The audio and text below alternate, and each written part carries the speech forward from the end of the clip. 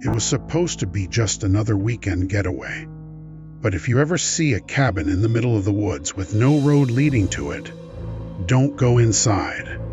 Because once you do, the woods won't let you leave. Let's start. It began on a chilly Friday evening. 4 friends, Ethan, Mia, Lucas, and Sarah, were driving deep into the Pine Ridge Forest, a remote area far from town. Lucas had found a hidden cabin on an old camping forum. No one had reviewed it, but the photos looked perfect. Small, cozy, surrounded by nature. They were tired of city noise, craving quiet and adventure. The deeper they drove, the quieter it got. The GPS kept losing signal. The paved road turned to gravel, then dirt, and finally nothing but forest. "This can't be right," Mia muttered, checking her phone again. No service. But then Ethan spotted it, a narrow, overgrown trail that led deeper in. They followed it for about 10 minutes until the trees opened up and revealed a small wooden cabin, standing in eerie isolation. No car tracks, no signs of recent use, just a cabin, silent, untouched, and waiting. "Looks kinda creepy," Sarah said, hugging her arms. Lucas laughed. "That's the point. Off-grid, remember?" The door was unlocked. Inside, the air smelled old, faintly of smoke and something else, like wet earth. Dust floated in beams of fading sunlight through the cracked windows. The place was fully furnished. A couch, a fireplace, shelves lined with books. On the wall hung a single photo, a black and white picture of a family, a man, a woman, and 2 children, all smiling, except their eyes looked strange, almost too dark, like they'd been drawn over. Mia stared at it for a moment. "That's creepy. Let's cover that thing." They laughed it off and started unpacking. By nightfall, the forest around them felt heavier, as if the trees were pressing closer. Dinner was simple: canned food, beer, and music from a Bluetooth speaker. For a while, everything felt normal, until the power flickered. Once, twice, and then went out completely.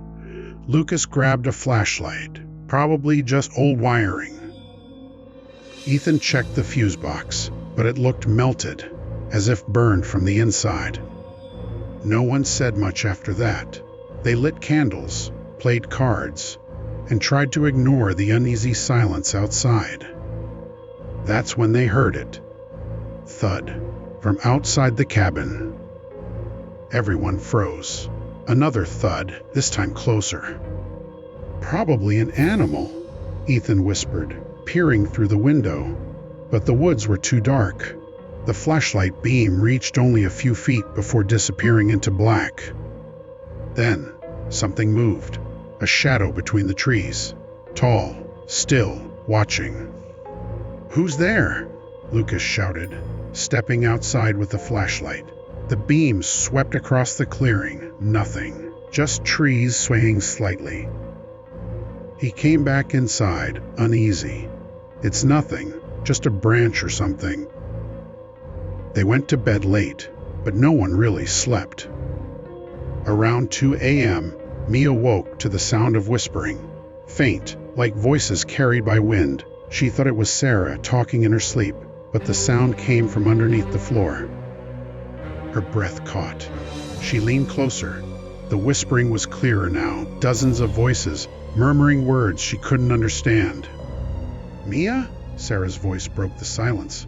She was sitting up in her bed, pale and trembling. "You hear it too?" Before Mia could answer, a loud bang came from the living room, as if something had slammed into the door. Ethan and Lucas ran out, grabbing flashlights. The door was still shut, but deep claw marks were carved into the wood, fresh, dripping with something dark. Blood. Lucas swore under his breath. "We're leaving, now." They grabbed their bags, opened the door, and froze. The trail they had driven in on was gone, completely gone. Where there had been dirt and tire marks before, there was now only dense forest, untouched and endless. Mia's voice broke. That's not possible. They tried walking in the direction they remembered, but every path led back to the cabin. No matter how far they went, they'd turn around and see it again through the trees, waiting. By morning, panic had set in. They barely spoke. Ethan found an old journal in one of the drawers, pages yellowed, ink faded. The last entry read, "The woods don't let you leave once you see the cabin. It finds you when you're lost, and it keeps you when you try to go. If you hear the whispers, don't answer them." Lucas threw the book down. This is someone's sick joke. But then the whispers returned, louder now, circling the cabin. The air felt colder, heavier. Through the window, Mia saw movement again. The same tall shadow, closer this time. Then, all at once, the whispering stopped. Silence. Ethan turned to speak, but something was behind him. A figure stood in the corner. The same man from the old photograph. His eyes black voids.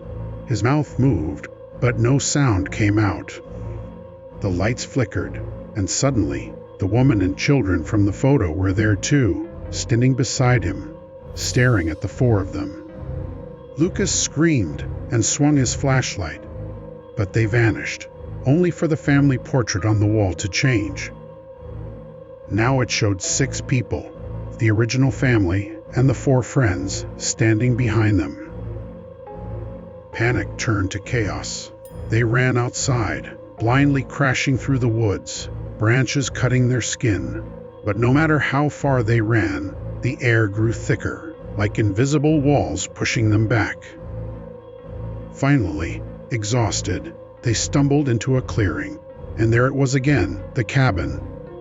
Only this time, it looked older, rotten, half-burned, smoke still rising faintly from its chimney. Inside, the floorboards were scorched, and the smell of decay hung heavy. On the wall, the same photo, now showing 8 figures, 2 new ones added. Mia's knees buckled. Lucas, where's Ethan? He was gone, vanished between one heartbeat and the next. They searched for him, calling his name, but all they heard were those whispers again, louder, almost chanting. Then Mia screamed. She saw Ethan through a cracked window, standing outside, staring in at them, his eyes completely black. One by one, they disappeared. The whispers would rise, a candle would flicker out, and someone would be gone. By the second night, only Mia remained. She sat by the fireplace, trembling, clutching the journal. Her voice cracked as she whispered, "Please, let me go." But the whispering only grew softer, closer, until it seemed to come from inside her own head. The last line she wrote in the journal was barely legible, scrawled in shaking ink. "If you find this cabin, don't come inside. It's not abandoned, it's waiting." A year later, hikers found the cabin again. No one had been there for decades, yet 4 sleeping bags lay neatly arranged inside, and a framed photograph on the wall showing a smiling family of 12, each with hollow, black eyes. And if you stare long enough, you'll notice something terrifying. One space left empty in the picture, like it's waiting for you. The end.